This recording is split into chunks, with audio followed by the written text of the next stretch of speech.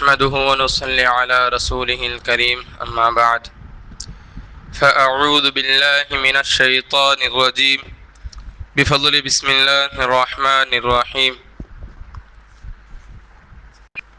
يا داود إنا جعلناك خليفة في الأرض فاحكم بين الناس بالحق ولا تتبع الهوى فيضلك عن سبيل الله صدق الله العظيم.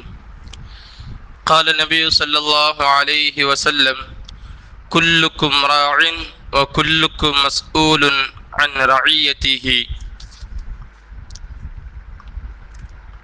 புகழும் புகழ்ச்சியும் அல்லாஹ் ஒருவனுக்கே உரித்தாகட்டுமாக. சலாத் என்னும் கருணையும் சலாம் என்னும் ஈடேற்றமும் எம்பெருமானார் முஹம்மது ரசூலுல்லாஹ் ஸல்லல்லாஹு அலைஹி வஸல்லம் அவர்களின் மீதும் அன்னாரின் அடிச்சுவடுகளை அப்படியே வாழ்ந்து வந்த உத்தம சத்திய சஹாபாக்கள், தாபிஈன்கள், தபஉ தாபிஈன்கள், நாதாக்கள், ஷுஹதாக்கள், நல்லவர்கள், குறிப்பாக நம் அனைவர்களின் மீதும் அல்லாஹின் சாந்தியும் சமாதானமும் என்றென்றும் நின்று நீடித்து நிலவட்டுமாக. ஆமீன். அல்லாஹ்வுடைய மாபெரும் கிருபையின் காரணமாக சஃபர் மாதத்தின் 2வது வார ஜும்ஆவில் நாம் எல்லாம் அமர்ந்து கொண்டிருக்கிறோம். இந்த ஜும்ஆவில் அல்லாஹ் ஜல்ல ஷானுஹு தஆலா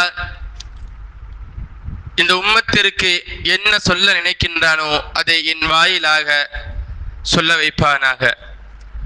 எந்த கருத்துக்களை சொல்கின்றோமோ அந்த கருத்துக்களை அமல் செய்வதற்கு வல்லோன் அல்லாஹ் நம் அனைவர்களுக்கும் தௌஃபீக் செய்வானாக. இன்றைய சூழ்நிலையில் என்ன நடந்து கொண்டிருக்கிறது என்பது நாம் சொல்லி தெரிய வேண்டிய அவசியம் இல்லை. தலைநகர் டெல்லியில் மிகப்பெரிய போராட்டங்கள், அதை தொடர்ந்து பல்வேறு மாநிலங்களில் ஆர்ப்பரிக்கும் அளவிற்கு கொந்தளிக்கின்ற மக்கள் எல்லாம் வீழ்கொண்டு எழுந்து தங்களுடைய போராட்டங்களில் ஈடுபட்டு கொண்டிருக்கிறார்கள். காரணம்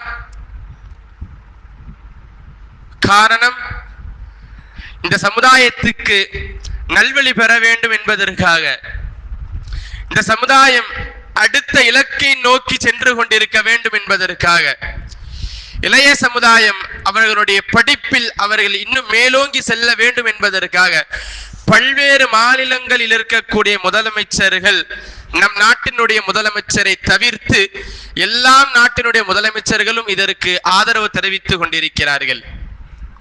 அன்பிற்குரியவர்களே, ஒன்றிய அரசு நடத்துகின்ற தேர்வு குளறுபடிகள், தேர்வு ரத்துகள், வினாத்தாழ்வு கசிவுகள் ஆகியவற்றை எதிர்த்தும், அதிகரித்து வரும் வேலையின்மையை கண்டித்தும், கல்வித்துறை குளறுபடிகளுக்காக ஒன்றிய கல்வித்துறை அமைச்சர் தர்மேந்திர பிரசாத் அவர்களை பதவி விலக வேண்டும் என்பதற்காகவும், அதை தொடர்ந்து பல்வேறு கோரிக்கைகளை முன்வைத்து தலைநகர் டெல்லியில் ஆர்ப்பரிக்கும் அளவிற்கு பல இடங்களில், பல கோலங்களில், பலவிதமான முறைகளில், பல இன்னல்களுக்கு நடுவிலும் மாணவ செல்வங்கள் தங்களுடைய போராட்டங்களை கைவிடாமல் தொடர்ந்து கொண்டிருக்கிறார்கள். எப்படியாவது இந்த தேசத்திற்கு நல்வாழ்வு வழங்க வேண்டும், எப்படியாவது இந்த தேசம் கல்வித்துறையில் அடுத்த கட்டத்திற்கு செல்ல வேண்டும், எப்படியாவது இனி வரக்கூடிய தலைமுறைகள் தங்களுடைய தேர்வுகளை தான் சுய விருப்பத்தோடு எப்படி படிக்கின்றார்களோ அந்த சுய விருப்பத்தோடு எழுதுவதற்கு அவர்களுக்கு அதிகாரப்பூர்வமான அந்த ஒப்புதலை தெரிவிக்க வேண்டும் என்பதற்காக நாடு முழுவதும் போராட்டத்தில் ஈடுபட்டு கொண்டிருக்கிறார்கள். தமிழகத்தில் சில மாணவர்களை தவிர்த்து ஜனநாயகத்திற்காக போராடி கொண்டிருக்கக்கூடிய இதே மாநிலம் சில வருடத்திற்கு முன்னதாக முதலில் 2016 நீட் தேர்வை முதலில் எதிர்த்தது இதே தமிழகம் தான். கடந்த ஆட்சிதான் எதிர்கட்சியாக இருந்த சமயத்தில் அது எதிர்த்தது. ஆனால் எந்த தமிழகம் ஜனநாயகத்திற்காக போராடியதோ அந்த தமிழகம் ஜனநாயகனுக்காக போராடக்கூடிய நிலைமை நேற்றைய தினத்தில் இருந்து நடந்து கொண்டிருக்கிறது. இரண்டிற்கும் சிலதுதான் வித்தியாசம். ஜனநாயகனை நாங்கள் திரையரங்குகளில் ஜனநாயகத்தோடு போராடுகிறோம் என்று சில வாதங்களில் முன்வைக்கின்றார்கள். அல்லாஹ் பாதுகாக்க வேண்டும். இந்த இளைய சமுதாயம் எங்கு சென்று கொண்டிருக்கிறது? இஸ்லாமிய சமுதாயத்தவர்கள் எப்படி வாழ்ந்து கொண்டிருந்தார்கள்? இன்று அவருடைய வாழ்க்கை எல்லாம் ஜனநாயகம் அல்லாமல் ஜனநாயகர் நோக்கி அல்லவா சென்று கொண்டிருக்கிறது. முண்டி அடித்து சென்று முதல் ஷோவில் முதல் வரிசையில் நின்று பார்க்க வேண்டும் என்பதற்காக தஹஜ்ஜத் தொழுகையில் எழுந்து நின்று அவர்கள் அல்லாஹ்விடத்தில் துஆ கேட்டு தியேட்டரினுடைய வாசலில் சென்று டிக்கெட் வாங்கி சென்ற கேவலமான நிலையங்கள் எல்லாம் நேற்றைய தினத்தில் நடைபெற்றது. ஒரு பெண்மணி ஜும்ஆ வெள்ளி மேடைகள் இதுவெல்லாம் பேசக்கூடாது, இருந்தாலும் காலத்தினுடைய கட்டாயம் பேசவில்லை என்றால் இன்னும் இந்த சமுதாயம் தரகெட்டு போய் கொண்டிருக்கின்றது. வெள்ளி மேடைகளில் பேசக்கூடிய நிலையில் இந்த சமுதாயம் தள்ளப்பட்டு கொண்டிருக்கிறது. திரையரங்குகளின் வெளியில் ஒரு பெண்மணி பேசக்கூடிய வார்த்தை நீங்க எல்லாம் சமூக வலைதளத்தில் பார்த்திருக்கலாம். நாங்கள் சிறு பிள்ளையை வளர்த்தது போல் எங்களுடைய தளபதியை வளர்த்து நாங்கள் ஆளாக்கி விட்டு இருக்கிறோம். எலெக்ஷனிலும் நாங்க தான், கலெக்ஷனிலும் நாங்க தான். வசனம் வேற. அல்லாஹ் பாதுகாக்கணும். ஒரு இஸ்லாமிய சமுதாயம் அவர்கள் ஒரு வாழ்விற்கு முன்னுதாரணமாக இருக்க வேண்டுமே தவிர ஒரு வீழ்ச்சிக்கு முன்னுதாரணமாக எக்காலம் இருக்கக்கூடாது. இதனால் நீட் தேர்வுக்கு பொதுவாக எல்லா இடங்களிலும் தமிழகத்தில் பேசப்படுவது வடக்கன் என்றாலே ஒரு கேவலமான ஒரு பார்வை. ஒரு தமிழன் எழுதுகின்றான், இன்றைய தினத்தில் நான் வடக்கனாக வாழ்வதை பெருமிதமாக கருதுகிறேன், ஒரு தமிழனாக வாழ்வதை கேவலமாக கருதுகிறேன். எல்லா போராட்டங்களையும் முன்னின்று நின்று நடத்தி காட்டியது ஒரு தமிழன். தமிழகத்தில் போராட்டத்திற்கு பஞ்சமில்லை. எல்லா இடங்களிலும் எங்கோ நடக்கின்ற, அமெரிக்காவில் நடக்கின்ற ஒரு பிரச்சனைக்கும், ஈராக்கில் நடக்கின்ற ஒரு பிரச்சனைக்கும், பலஸ்தீனில் நடக்கின்ற பிரச்சனைக்கும் தமிழகத்தில் நின்று தலை தாங்கி முதலில் நடத்திய போராட்டங்கள் ஏராளமாக இருக்கின்றன. ஆனால் இன்றைய தினங்களில் ஜனநாயகனை நோக்கி இந்த மக்கள் சென்று கொண்டிருக்கிறார்கள். அன்பிற்குரியவர்களே, ஆட்சியாளர்கள் தங்களுடைய பொறுப்பில் எப்படியெல்லாம் இருக்க வேண்டும் என்று குர்ஆன் கூறுகிறது. யா தாவூத் இன்னா ஜஅல்னாக கலீஃபா ஃபில் அர்தி ஃபஹ்கும் பைனன் நாஸ் பில் ஹக். தாவூதே, உங்களை நாங்கள் ஆட்சியாளராக தேர்ந்தெடுத்திருக்கிறோம். தாவூத் நபியை பார்த்து அல்லாஹ் சொன்ன வார்த்தை, மனிதர்களுக்கு மத்தியில் நீங்க நல்லாட்சியை வழங்க வேண்டும். வலா தத்தபிஇல் ஹவா ஃபயுதில்லக அன் சபீலில்லாஹ். உங்களுடைய மனோ இச்சைக்கு தக்கவாறு நீங்கள் நடந்து கொள்ள கூடாது. மனிதர்களுக்கு நீங்கள் அநியாயம் செய்யக்கூடாது. எக்காரணத்திலும் நீங்கள் செய்தால் நிச்சயமாக அல்லாஹ் ஜல்ல ஷானஹு தஆலா நாளை மறுமை நாளில் நீங்கள் அல்லாஹ்வை சந்திப்பீர்கள். அவனிடத்தில் நிச்சயமாக நீங்கள் பதில் கூற வேண்டும். இத்தோடு அல்லாஹ் நிறுத்திக் கொள்ளவில்லை. என்னிடத்தில் நீ பதில் கூறினால் அது என்னோட மாத்திரம் முடிந்துவிடும். ஆனால் நீ என்னை மட்டும் நீ என்னிடத்தில் மட்டும் பதில் கூறக்கூடாது. உனது ஆட்சி காலத்தில் வாழ்ந்த அத்தனை நபரிடத்திலும் நீ ஒவ்வொருவராக நீ பதில் சொல்ல வேண்டும். ஒரு நபியை பார்த்து அல்லாஹ் சொன்ன வசனம் இது. ஆனால் இன்று ஆட்சியாளர்கள் தங்களுடைய வேலைகளில் என்னவெல்லாம் செய்து கொண்டிருக்கிறார்கள். குறிப்பாக தமிழகத்தில் மாணவர்கள் போராட்டம் செய்வதற்கு அனுமதி கிடையாது. ஆனால் ஒரு சினிமாவை தலை தூக்கி கொண்டாடுவதற்காக வீதிகள் எல்லாம் போராட்டம் நடத்துவதற்கும் பாலாபிஷேகம் செய்வதற்கும் தாராளமான முறையில் இன்றைய சூழ்நிலையில் அனுமதிக்கப்படுகிறது என்றால் தமிழகம் தவித்து கொண்டிருக்கின்றது. இதுக்கெல்லாம் காரணம் என்ன? நாம் நம்மளுடைய அமல்களை சரியாக செய்து வராததின் காரணம் தான். அல்லாஹ் சொல்கிறான் அல்லவா, நீங்கள் உங்களுடைய அமல்தான் உங்களுடைய ஆட்சியாளராக அமைவார்கள். எப்பொழுது இந்த சமுதாயம் ஃபஜர் தொழுகை கைவிட்டதோ அப்போதே இந்த சமுதாயம் ஷைத்தானுடைய கைகளுக்கு கீழ் சென்று விட்டது. ஃபஜர் தொழுகை எப்போது இந்த சமுதாயம் அடி வாங்கி விட்டதோ அப்பொழுதே ஏனைய 4 வக்துகளும் அடி வாங்கி விட ஆரம்பித்து விட்டது. ஒரு சமுதாயம் சீர்பட வேண்டும் என்றால் அந்த சமுதாயத்தில் இருக்கக்கூடிய இளைய தலைமுறைகள் சீர்பெற வேண்டும். நீங்கள் கவனித்திருக்க கூடும், சமீப காலமாக சுமார் ஒரு 5-6 வருடங்களாக ஃபஜர் தொழுகைகளை நீங்கள் காட்சியில் காணும் பொழுது மூத்தவர்கள் தான் வருகிறார்கள் தவிர இளைய சமுதாயம் ஃபஜர் தொழுகைக்கு வருவதில்லை. எப்பொழுது இளைய சமுதாயம் ஃபஜர் தொழுகை கையில் எடுக்க ஆரம்பிக்கிறார்களோ அப்பொழுது இளைய சமுதாயம் சீர்பெறும், இந்த நாட்டினுடைய வளர்ச்சி மேம்படும், சந்தேகம் இல்லை. அன்பிற்குரியவர்களே, குர்ஆனும் ஹதீஸும் ஆட்சியாளர்களை பற்றி என்னவெல்லாம் கூறுகிறது? நபி ஸல்லல்லாஹு அலைஹி வஸல்லம் சொல்கிறார்கள், ஆட்சி என்பது அது ஒரு பெருமிதம் அல்ல, ஆட்சி என்பது அதிகாரத்தை வைத்துக் கொண்டு அநியாயம் செய்யக்கூடிய இடம் அல்ல, ஆட்சி என்பது ஒரு அமானிதம். அல்லாஹ்விடத்தில் நீங்கள் அதற்கு நிச்சயமாக பதில் சொல்ல வேண்டும். அபூபக்கர் சித்தீக் ரலியல்லாஹு அன்ஹு அவர்கள் ஆட்சிக்கு வந்த பொழுது அவர்கள் முதலில் பிரசங்கத்தில் பேசிய வார்த்தை, அது ரத்தின கற்களால் பதிய வைக்க வேண்டும்.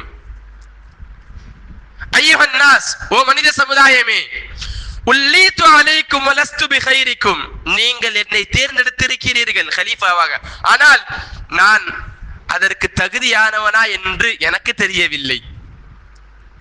அத்தீஊனி மா அதாத்துல்லாஹ வ ரசூலா, நான் எந்த காலமெல்லாம் அல்லாஹ்வுக்கும் அவனது ரசூலுக்கும் கட்டுப்படுகிறேனோ அந்த காலமெல்லாம் நீங்கள் என்னை கட்டுப்படுங்கள். ஃபைன் அஸைது ஃபலா தஆத லீ, எப்பொழுது நான் அல்லாஹ்வுக்கும் ரசூலுக்கும் மாறு செய்கிறேனோ அப்பொழுது நீங்கள் என்னை பின்பற்ற வேண்டாம். ஒரு ஆட்சியாளருடைய சொல். அலைக்கும் ஃபைன் அஹ்சன்து ஃபஅஈனுனி, நான் உங்களுக்கு உபகாரம் செய்தால் நீங்கள் எனக்கு உதவி செய்யுங்கள். வைன் அஸஅது ஃபகவ்விமூனி, நான் உங்களுக்கு எப்பொழுது அநியாயம் செய்கின்றேனோ அந்த சமயம் நீங்கள் என்னை பிடியுங்கள், சிறையில் அடையுங்கள், எனக்கு என்ன தண்டனை வேணாலும் தாருங்கள் என்று அமீருல் முஃமினீன் அபூபக்கர் சித்தீக் ரலியல்லாஹு அன்ஹு அவர்கள் சொன்ன வார்த்தை கவனத்தில் வைக்க வேண்டும். இன்று நாம் தேர்ந்தெடுத்து இருக்க வேண்டிய ஆட்சியாளர்களுடைய பதவி மோகம், அவருடைய அந்தஸ்து, தராதரம், தகுதி என்னவெல்லாம் இருக்கிறது என்பதை நாம் சற்று சிந்தித்து பார்க்க வேண்டும். ஒரு சமுதாயம் நீட் எக்ஸாமிற்காக ஒரு மிகப்பெரிய இன்னல்களுக்கு ஆளாகி கொண்டிருக்கக்கூடிய இதே தருணத்தில் ஒரு பொழுதுபோக்கை பார்த்துவிட்டு அழுகின்ற அமைச்சர்கள் எல்லாம் இன்று நாம் தேர்ந்தெடுக்கக்கூடிய அமைச்சர்களாக இருந்து வாழ்ந்து கொண்டிருக்கிறார்கள். இதை பார்த்து நாம் என்ன நினைக்க வேண்டும்? நினைவில் வைத்துக் கொள்ளுங்கள், இது அனைத்திற்கும் முக்கிய காரணம் நாம் நம்மளுடைய அமல்களை கையில் எடுக்காததுதான். எப்பொழுது இந்த சமுதாயம் அமல்களை கையில் எடுக்குமோ அப்பொழுது இந்த சமுதாயம் நிச்சயமாக அவர்களுடைய வாழ்க்கை மேம்படும் என்பதில் எந்த ஒரு ஐயமும் இல்லை. ஸ்பெயின் சுமார் 800 வருட ஆட்சி காலம் வாழ்ந்த ஒரு மிகப்பெரிய ஒரு நகரம். இஸ்லாமிய ஆட்சி மட்டுமே பார்த்த ஒரு சரித்திரமிக்க ஒரு வரலாறு. தாரிக் இப்னு ஜியாத் ரஹ்மத்துல்லாஹி அலைஹி அவர்களுடைய படையெடுப்பிற்கு பின்னால் ஸ்பெயினில் மிகப்பெரிய ஒரு வீழ்ச்சி அங்கிருக்கக்கூடிய யூதர்களுக்கு ஏற்பட்டது. அதற்கு பின்னதாக முஸ்லிம்களுடைய வாழ்க்கை மிக மேலோங்கி சென்றது. ஆனால் எப்பொழுது அந்த இஸ்லாமியரிடத்தில் தொழுகை கைவிடப்பட்டதோ, அவர்களுக்கு மத்தியில் ஒற்றுமையினுடைய பிளவுகள் ஏற்பட்டதோ, எப்பொழுது இஸ்லாமியத்தினுடைய ஷரியத்தை கைவிட்டார்களோ 800 வருட சாம்ராஜ்யம் மண்ணுக்கு கீழாக புதைந்தது. இன்றும் வரலாறில் நாம் எல்லாம் காணுகிறோம். அல்லாஹ் அக்பர் என்று இன்று ஸ்பெயின் நாட்டில் ஒருவன் சொன்னால் அவன் தலை துண்டிக்கப்படும். இன்றைய சூழ்நிலையில் ஸ்பெயினுடைய நிலை, 800 வருட ஆட்சி நடந்த ஒரு மாநிலம், ஒரு நாடு. அன்பிற்குரியவர்களே,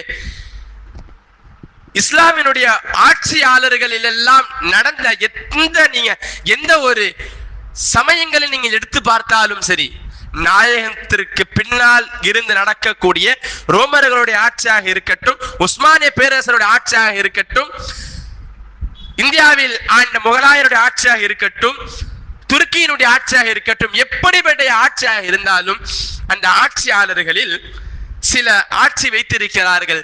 தீவானுல் மதுலிமா, அதற்கு பெயர் தீவானுல் மதுலிமா. இவர்கள் ஒரு தனி அமைப்பு.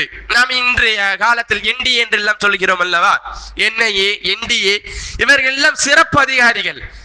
அதாவது இவர்கள் எப்படிப்பட்டவர்கள்? என்டிஏ என்பவர்கள் சீஃப் மினிஸ்டர், பிரதமரையும் அவர்கள் கேள்வி கேட்பதற்கு அவர்களுக்கு தகுதி இருக்கிறது. அப்படிப்பட்ட ஒரு குழு தான் தீவானுல் மதுலிமா. இவர்களுடைய வேலை என்னவென்றால், ஆளுநர்களும் ஆட்சியாளர்களும் மக்களுக்கு மத்தியில் அவர்கள் நல்ல முறையில் நடந்து கொள்கிறார்களா, இல்லை இவர்கள் அதிகாரத்தை அவர்கள் கையில் எடுத்துக்கொண்டு மக்களை சித்தரித்து கொடுமைப்படுத்துகிறார்களா என்பதை பார்ப்பதுதான் இவர்களுடைய வேலை. எந்த ஒரு ஆளுநர், எந்த ஒரு ஆட்சியாளர் மக்களுடைய அவர்களுக்கு செய்ய வேண்டிய சேவைகளை சரியான முறை செய்யாமல் இவர்கள் தள்ளி போடுகிறார்களோ, அவர்களுக்கு தீமையை தருகிறார்களோ, அப்படிப்பட்ட ஆட்சியாளர்களை பதவி வீட்டும் நீக்கி இவர்கள் சிறையில் அடைத்து விடுவார்கள். எல்லா காலகட்டத்தில் இருந்து வாழ்ந்த இஸ்லாமிய சாம்ராஜ்யத்தில் இப்படிப்பட்ட ஒரு அமைப்பு இருந்தது. ஆனால் இன்றைய சமுதாயத்தில் நாம் தேர்ந்தெடுத்திருக்கக்கூடிய அமைச்சர்கள், நாம் தேர்ந்தெடுக்கக்கூடிய முதலமைச்சர்கள், நாம் தேர்ந்தெடுத்த பிரதமர்கள், இவர்கள் இருக்கக்கூடிய இந்த மாநிலத்தில் ஏன் இப்படிப்பட்ட ஒரு அமைப்பு இல்லை? அப்படியே இருந்தாலும் அவர்களுக்கு இருக்கக்கூடிய அந்த ஆதிக்கத்தை ஏன் இந்த அரசாங்கம் அதிகாரப்பூர்வமாக தருவதில்லை? ஒரு சமுதாயம் மேம்பட வேண்டும் என்றால் மக்கள் எல்லாம் ஒன்று கூடி அதற்கு ஒரே மித்தமாக அதற்கு கேள்வி எழுப்ப வேண்டும். அதற்கு இந்த சமுதாயம் எத்தனையோ காட்சிகளை முன்வைத்திருக்கிறது. CAA, NRC, முத்தலாக்கு, இப்படி எத்தனையோ போராட்டங்களை கடந்து வந்த இந்த சமுதாயம் இன்றைய தினங்களில் ஏன் அந்த போராட்டத்தை கையில் எடுக்கவில்லை? எல்லா இடங்களிலும் போராட்டத்திற்கு மாற்றமாக வேறொரு இடத்தில் அல்லவா அவர்கள் அமர்ந்து கொண்டிருக்கிறார்கள். அன்பிற்குரியவர்களே, சீன பேரரசர்கள் அவர்கள் தங்களுடைய ஆட்சியாளர்கள் இப்படி வைத்திருந்தார்கள். சீன பேரரசர்கள் எல்லாம் அவர்கள் ஒருவர் ஆட்சியில் அமர்ந்து விட்டால் அவர்கள் யாரும் கேள்வி கேட்க முடியாது. காரணம், எங்களை கடவுளாக தேர்ந்தெடுத்தார்கள், எங்களை கேள்வி கேட்கும் உரிமை மக்களுக்கு கிடையாது என்ற ஒரு மிதப்பில் பிதற்றுகின்றவர்கள் சீன பேரரசர்கள். இதே இலக்கியத்தை, இதே போங்கை கையாளிய சில மாநிலங்களும் இருந்தது, ஐரோப்பிய நாடுகள். அதை தொடர்ந்த ரோமர்களினுடைய ஆட்சி. இதுவெல்லாம் எப்பொழுது அவர்கள் தங்களுடைய ஆட்சி எங்களுடைய கடவுளிடத்தில் இருந்து எங்களுக்கு வரப்பிரசாதமாக கிடைத்தது, எனவே எங்களை நீங்கள் கேள்வி கேட்க கூடாது என்று இவர்கள் எல்லாம் கொக்கரித்தார்களோ, அவருடைய ஆட்சி எல்லாம் தலைகீழாக புரண்டது. வரலாறு நமக்கு எடுத்துரைக்கின்றது. இன்றைய ஆட்சியாளரும் அப்படிதான் நடந்து கொண்டிருக்கிறார்கள். ஆனால் அல்லாஹ் சொல்கின்றான், இஸ்லாத்தில் என்ன நடக்கின்றது? வஃபில் இஸ்லாமில் ஹாக்கிமு, இஸ்லாத்தில் இருக்கக்கூடிய ஆட்சியாளர் அனைவர்களுக்கும் மஸ்ஊலுன் அமாமல்லாஹ், அல்லாஹ்விற்கு முன்னதாக நிச்சயமாக கேள்வி கணக்கு உண்டு. வ அமாமன் நாஸ், அத்தோடு நிறுத்திக் கொள்ளவில்லை, மனிதருக்கு முன்னிலையிலும் அவர்களுக்கு கேள்வி கணக்கு உண்டு. வஃபி கைரில் இஸ்லாமில் ஹாக்கிம், முஸ்லிம் அல்லாத ஆட்சியாளர்களுக்கு அவர்களுடைய ஆட்சியாளருடைய பொறுப்பில் கேள்வி கேட்டால், நாங்கள் தெய்வீகமாக எங்களுக்கு ஆட்சியாளர்களாக நாங்கள் அமர்ந்து கொண்டிருக்கிறோம், எங்களை கேள்வி கேட்கக்கூடிய அதிகாரமும் உரிமையும் எந்த மக்களுக்கும் இல்லை. அன்பிற்குரியவர்களே, நாம் எல்லாம் சற்று சிந்தித்து பார்க்க வேண்டும். கடந்த 10 ஆண்டு காலமாக ஒன்றிய அரசின் மூலமாக ஏற்பட்ட விளைவுகள் ஏராளம். ஒரு பட்டியலிட்டு சொல்ல வேண்டும் என்றால் நேரம் போதாது. அன்பிற்குரியவர்களே, சிலதை மட்டும் முன்வைக்கின்றேன். அவர்கள் ஆட்சிக்கு வந்த புதியதில் நடந்த ஒரு மிகப்பெரிய ஒரு சூழ்ச்சி உங்களுக்கு தெரியும். 2016 நவம்பர் 8ஆம் தேதி இரவு 8 மணிக்கு ஒரு செய்தி எல்லா இணையதளங்களிலும், எல்லா செய்தித்தாள்களிலும், எல்லா செய்தி சேனல்களிலும் வந்து கொண்டிருக்கிறது. 500 ரூபாய் 1000 ரூபாய் நோட்டு செல்லுபடியாகாது, பண மதிப்பிழப்பு. இதனுடைய நோக்கம் என்ன? அவர்கள் இதை முன்வைத்த காரணம், சில காரணங்களை முன்வைக்கின்றார்கள். முதலாவதாக, கருப்பு பணத்தை ஒழிக்க வேண்டும். இன்றைய தினத்தில் கருப்பு பணம் ஒளிந்திருக்கிறதா? உங்கள் முன்னதாக சில கேள்விகளை முன்வைக்கின்றேன். கருப்பு பணம் ஒளிந்திருக்கின்றதா? இரண்டாவதாக அவர்கள் சொன்ன வாக்குறுதி, கள்ள நோட்டுகளை அழிக்க வேண்டும். இன்றும் நம்மளுடைய கரங்களில் கள்ள நோட்டுகள் தவழ்ந்து கொண்டிருக்கின்றது. மூன்றாவதாக, தீவிரவாதத்தை குறைக்க வேண்டும். 2016 இவர்கள் பண மதிப்பிழப்பை ஏற்படுத்தியதற்கு பின்னணியில் சொல்லப்பட்ட காரணங்கள் இவையெல்லாம். தீவிரவாதத்தை ஒழிக்க வேண்டும் என்று. ஆனால் 2019 புல்வாமா தாக்குதல் நடைபெற்றது, 2025 பஹல்காமில் தாக்குதல் நடைபெற்றது. இவையெல்லாம் சற்றும் எதிர்பாராத விதத்தில் நடந்ததல்ல. இது முழுக்க முழுக்க சூழ்ச்சியினுடைய பின்னணியில் நடந்தவை. 2019 இருக்கட்டும், 2025 இருக்கட்டும். நான்காவதாக ஊழலை குறைக்க வேண்டும், அழிக்க வேண்டும் என்று சொல்லவில்லை, ஊழலை குறைக்க வேண்டும். ஊழல் குறையவில்லை, இன்னும் அது வெகுவாக கூடியிருக்கிறதே தவிர எந்த மாநிலங்களிலும் இதற்கு பஞ்சம் இல்லை. எல்லா இடங்களிலும் ஊழல் மிகுதியாகத்தான் இருக்கிறதே தவிர எங்கும் அது குறைந்ததாக காட்சிகள் காணப்படுவதில்லை. இதனுடைய வரிசையில் வந்ததுதான் தேர்வு குளறுபடிகள். சுமார் 2016க்கு பின்னதாக மோடி ஆட்சியினுடைய இதே காலகட்டத்தில் சுமார் அந்த 1-2 வருடத்தில் மட்டும் 148 இடங்களில் தேர்வு கசிவுகள் நடைபெற்றிருக்கின்றன. எத்தனையோ மாணவர்கள் இதனுடைய மன உளைச்சலுக்கு ஆளாகி தங்களுடைய வாழ்க்கையை வீணடித்து திரிந்து கொண்டிருந்தார்கள். அந்த சமயம் சுமார் அந்த நேரத்தில் நடந்த எக்ஸாம்கள் எல்லாம் NEET UG, NEET PG, CUET, UGC NET, CSIR NET, JEE Main போன்ற முக்கியமான தேர்வுகள். இந்த தேர்வுகள் எல்லாம் கடந்த பின்னதாக சில தேர்வுகள் இருக்கு. யூபிஎஸ்சி அதற்கு முதல் இந்த தேர்வுகளை கடக்க வேண்டும். இந்த தேர்வுகளிலே வினா கசிவுகள், தேர்வு ரத்துகள், ஏராளமான பித்தலாட்டங்கள் இந்த ஒன்றிய அரசினுடைய ஆட்சியில் நடைபெற்றவை. ஒரு தேர்வு கசிவின் மூலமாக ஏன் இவ்வளவு பெரிய ஒரு ஆர்ப்பாட்டம்? என்ன ஒரு தேர்வு கசிவுக்கு ஏன் இவ்வளவு பெரிய ஆர்ப்பாட்டம்? இப்படிப்பட்ட கேள்வி நம்மில் பலருக்கும் உண்டு. ஒரு எக்ஸாம் போச்சுன்னா நிம்மதி தானே, நம்முடைய வாழ்க்கையில் அடுத்த கட்டத்துக்கு ஜாலியா போகலாமே. ஒரு எக்ஸாமுக்கு இவ்வளவு பேர் ஆர்ப்பாட்டம் போராட்டம், அதற்கே போலீஸ்காரர்கிட்ட லத்தி அடி வாங்கணும், தடியடி நடத்தணும். முஸ்லிம்கள் போராட்டம் நடத்தக்கூடியவர்கள் போலீஸ்களை ஏன் எதிர்க்க வேண்டும், ஆட்சியாளர்களை ஏன் அவர்கள் சிறைப்பிடிக்க வேண்டும் என்ற கேள்விகள் எல்லாம் இன்றும் நம்மில் பலருக்கும் நம்ம உள்ளங்களில் ஊர்ந்து கொண்டிருக்கின்றது. தெரியவில்லை இதனுடைய பின்னணி என்ன என்பதை நமக்கு விளங்குவதும் இல்லை. காரணம் என்ன? ஒரு எக்ஸாமுக்காக, ஒரு தேர்வுக்காக அவன் படக்கூடிய கஷ்டம் 1 நாள் 2 நாள் அல்ல, 1 வருடங்கள் 2 வருடங்கள் அவருடைய கஷ்டம். அவ்வளவு கஷ்டத்தையும் அதற்கு பின்னால் இன்று அவருடைய பெற்றோர்களும் உடன் இருக்கக்கூடிய நண்பர்களும் பார்த்து வருகிறார்கள். அவ்வளவு பெரிய தேர்வுகளுக்கு உண்டான தயாரிப்பை எடுத்து செல்லும் பொழுது தேர்வுடைய வினாத்தாள்கள் கசிந்தனுடைய செய்திகளை கேள்விப்படும் பொழுது அதற்காக முயற்சி செய்தவனுடைய உள்ளங்களில் தான் தெரியும் அதனுடைய வேதனை. அதை அருகில் இருந்து பார்த்த நண்பர்களுக்கு தெரியும் அதனுடைய சோதனை.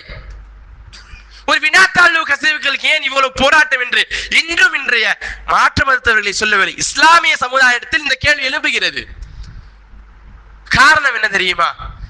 அவர்களிடத்தில் இந்த தேர்வுகளை பற்றி கவலை கிடையாது, நாங்கள் தேர்ந்தெடுத்த ஒருவரை பற்றி தான் நாங்கள் கவலைப்படுகிறோம் என்ற வார்த்தை அவர்களுடைய வாய்களில் இருந்து மொழியும் பொழுது மனக்கசப்புகள் ஏற்படுகிறது. நாங்கள் ஜனநாயகனை அல்லவா பார்த்து கொண்டிருக்கிறோம், எங்களுக்கு ஏன் ஜனநாயகம்? ஜனநாயகம் எப்படி போனால் எங்களுக்கு என்ன என்று பிதற்றுகிறார்களே. அல்லாஹ் பாதுகாக்க வேண்டும். சுயநலத்தோடு வாழ்பவன் தான் ஒரு முஸ்லிம், ஒரு முஃமின். பொதுநலத்தோடு வாழ்பவன் தான் ஒரு முஸ்லிம். எந்த ஒரு முஸ்லிமுக்கு பொதுநலம் இல்லாமல் சுயநலத்தோடு வாழ்கிறானோ அவன் முஸ்லிம் அல்ல. ஹதீஸ்களிலும் குர்ஆனிலும் ஏராளமான ஆதாரங்கள் இருக்கின்றது. எல்லா மனிதர்களுக்கும் ஒரு முஸ்லிமாக இருந்தால் அவன் பொதுநலத்தோடு பேண வேண்டும். உமர் ரலியல்லாஹு அன்ஹுடைய ஆட்சி காலத்தில் அப்னு இப்னு ஆஸ் எகிப்தினுடைய ஆளுநராக இருந்து கொண்டிருக்கிறார்கள். அவர்களுடைய மகனார் அந்த நாட்டில் வசிக்கக்கூடிய ஒரு ஏழை மகனை போட்டு அடித்து விட்டார்.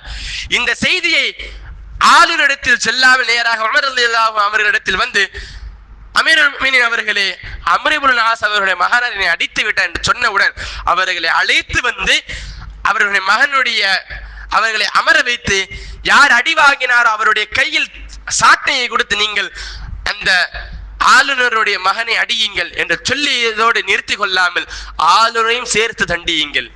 காரணம், உமர் ரலியல்லாஹு அவர்கள் சுயநலமாக யோசிக்கவில்லை, பொதுநலத்தோடு யோசித்தார்கள். இந்த பொதுநலத்தினுடைய விளைவு சுமார் 1,68,000 பரப்பளவிற்கு கொண்ட ஒரு இஸ்லாமிய சாம்ராஜ்யத்தை அவர்கள் அமைத்து காட்டினார்கள் அல்லவா?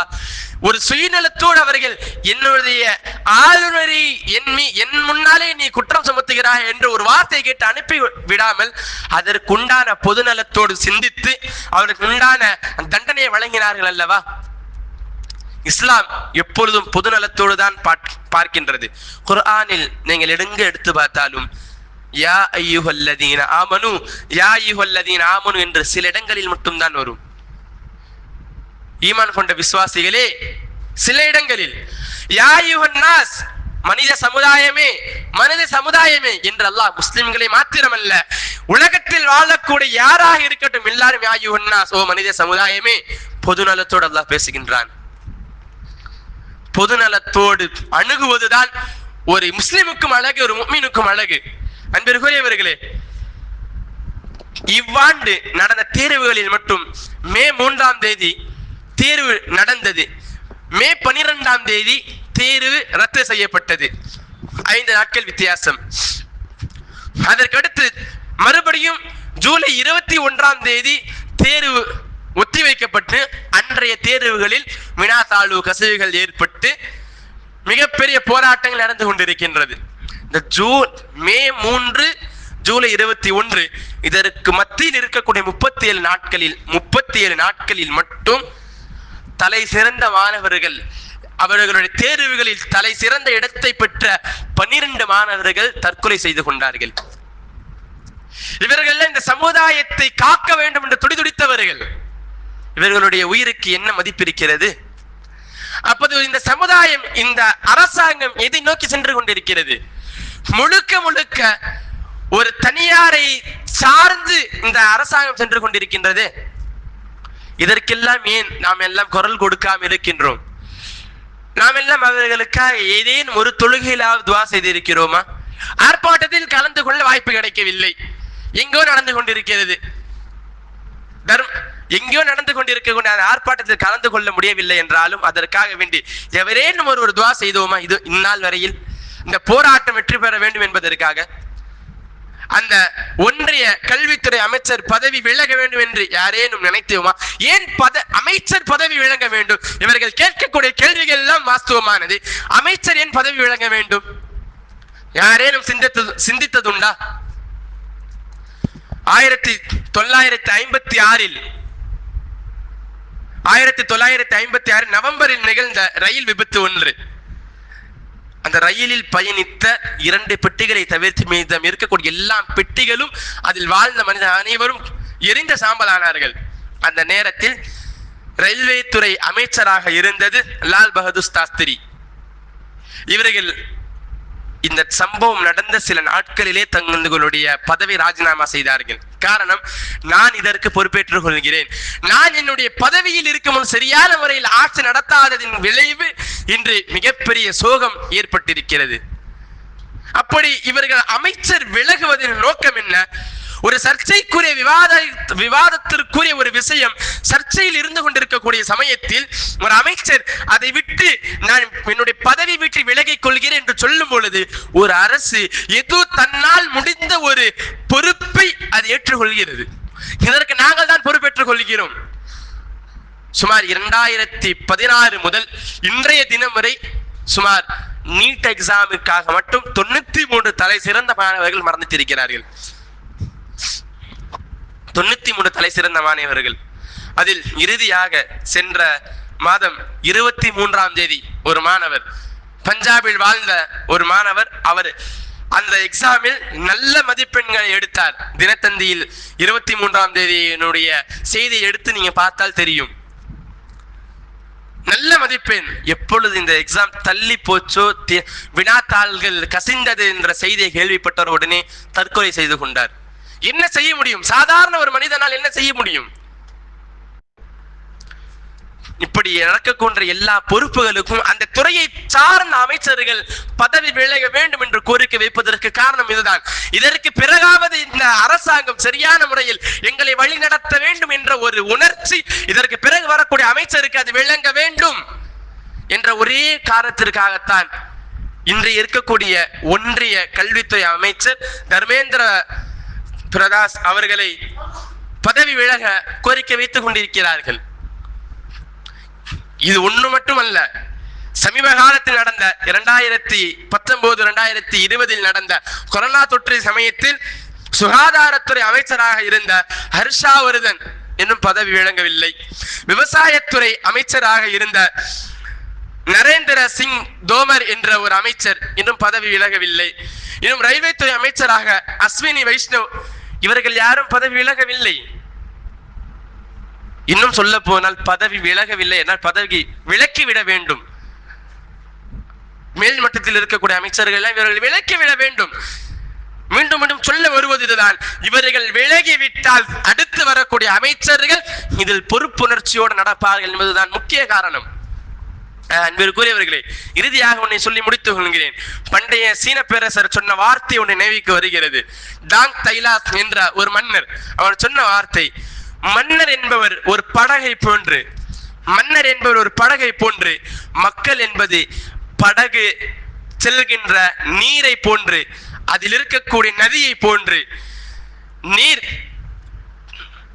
அந்த படகு எப்படி இந்த தண்ணீர் அந்த படகை காத்து கொண்டு இருக்கிறதோ, அந்த நீர் தான் அந்த படகை காக்கின்றது. அது மாதிரிதான் மக்கள் தான் இந்த அமைச்சர்களை தேர்ந்தெடுத்துக் கொண்டிருக்கிறார்கள்.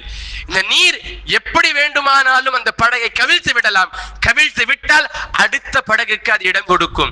அதே சமயம்தான் இந்த சமயங்களில் இருக்கக்கூடிய மக்கள் ஒரு போராட்டத்தை கைவிடாமல் அடுத்த ஆட்சி அமைப்பாளர்களை இவர்கள் அமைத்து விட்டால் இனி வரக்கூடிய காலங்கள் நிச்சயமாக இந்த சமுதாயம் கல்வித்துறையில் மேம்படும் என்பது எந்த சந்தேகமும் இல்லை. அன்பிற்குரியவர்களே, கல்வித்துறை என்று பேசுகின்றோமே, இந்த கல்வித்துறையில் இஸ்லாமிய சமுதாயம் எந்த அளவிற்கு பின்தங்கி இருக்கிறது என்பதை நாம் சற்று சிந்தித்து பார்க்க வேண்டும். இஸ்லாமியர்கள் கல்வித்துறையில் மிகவும் பின்தங்கி இருக்கிறார்கள். சில இடங்களில் 8வது வகுப்பை தாண்டாத மனிதர்கள் வாழ்ந்து கொண்டிருக்கிறார்கள். 10வது வரைக்கும் படித்தால் போதும் என்ற மக்கள் வாழ்ந்து கொண்டிருக்கிறார்கள். சுமார் இந்திய அரசாங்கத்தில் சில இடங்களில் இஸ்லாமியர்களுக்கு என்று 33% விழுக்காடுகளை வைத்துக் கொண்டிருக்கிறார்கள். ITI போன்ற இடங்களில் எல்லாம் 33 விழுக்காடுகள் இருக்கிறது. இந்த 33% இஸ்லாமியர்கள் எத்தனை நபர்கள் படிக்கிறார்கள் என்ற சர்வேவில் எடுத்து பார்த்தால் இந்தியாவில் மொத்தம் 7 ITI யூனிவர்சிட்டி இருக்கின்றது. இந்த 7 ITIயும் சேர்த்து பார்த்தால் கூட 15 மாணவர்களை கூட காண முடியவில்லை. ஏன் இஸ்லாமியர்கள் இந்த அளவுக்கு பின்தங்கி இருக்கிறார்கள்? நம்முடைய மாணவர்களை அடுத்த கட்டத்திற்கு நாம் நகர்த்த வேண்டும். அடுத்த கட்டத்திற்கு அமைத்தனால்தான் நமக்கு இன்னும் சிறந்த ஆட்சி அமைப்பாளர்களாம் நமக்கு கிடைப்பார்கள். கல்வி அதனுடைய விழிப்புணர்வு இல்லாததனுடைய விளைவுதான் இன்றைய சமுதாயத்தில் தமிழகத்தினுடைய தலைகீழாக அமைந்து கொண்டிருக்கின்றது. நாட்டினுடைய தலையெழுத்து எப்படி இருக்குது பாக்குறீங்களா இல்லையா? எவ்வளவோ விஷயங்கள் நடக்கின்றது. ஆனால் வாய் துறக்க வேண்டியவர்கள் இன்னும் வாய் துறக்கவில்லை. வாய் துறங்கள் என்று மனிதர்கள் எல்லாம் வாய் துறந்து கொண்டிருக்கிறார்கள். யார் வாய் துறக்க வேண்டுமோ அவர்கள் வாய் துறப்பதில்லை. இந்த சமுதாயத்தை இப்படியே விட்டு விட்டால் இந்த இஸ்லாமிய சமுதாயம் மட்டுமல்ல, இஸ்லாமிய சமுதாயத்தை உற்றிருக்கக்கூடிய மாற்று மதத்தவர்களும் இன்னும் அவருடைய வீழ்ச்சியை நோக்கி சென்று கொண்டே இருப்பார்கள். எப்படி CANRC போராட்டங்களில் கலந்து கொண்டு சிறப்பித்து நாம் வெற்றி கண்டோமோ, எப்படி முத்தலாக் போராட்டத்தில் சிறப்பித்து கலந்து கொண்டு வெற்றி கண்டோமோ, அதே போன்று நீட் தேர்வையும் சாதாரணமாக நினைத்துவிடக் கூடாது. இது ஒரு மிகப்பெரிய ஒரு புரட்சி. இந்த புரட்சி நடத்தினால்தான் இஸ்லாமியர்கள் மட்டுமல்ல, இந்தியாவில் இருக்கக்கூடிய மாணவர்கள் அனைவர்களுக்கும் நல்ல ஒரு வெகுமதி வழங்கப்படும். இனி வரக்கூடிய காலங்களில் நல்ல தரத்தோடு படிக்கக்கூடிய மாணவர்களுடைய உயிர் நிச்சயமாக பறிபோகாது. எல்லா இடங்களிலும் பறிபோய் கொண்டிருக்க இந்த உயிர்கள் எல்லாம் பாதுகாக்கப்படும். வல்லோன் அல்லாஹ் இதை கேட்டும் அதன்படி அமல் செய்வதற்கு நம் அனைவர்களுக்கும் தௌஃபீக் செய்வானாக. இனி வரக்கூடிய காலங்களில் நமது பிள்ளைகள் சிறந்த கல்விமான்களாக ஆகுவதற்கு அல்லாஹ் தஆலா நம் அனைவர்களுக்கும் தௌஃபீக் செய்வானாக. கல்வியோடு சேர்ந்து மார்க்கத்தையும் படிக்கக்கூடிய பிள்ளைகளாக நமது பிள்ளைகளை ஆக்கி அருள் புரிந்து நமக்கு கண்குளிர்ச்சியாக அல்லாஹ் தஆலா ஆக்கி அருள் புரிவானாக. வாஹிரு தஅவானா அல்ஹம்துலில்லாஹி ரப்பில் ஆலமீன். அஸ்ஸலாமு அலைக்கும் வரஹ்மத்துல்லாஹி வபரகாத்துஹு.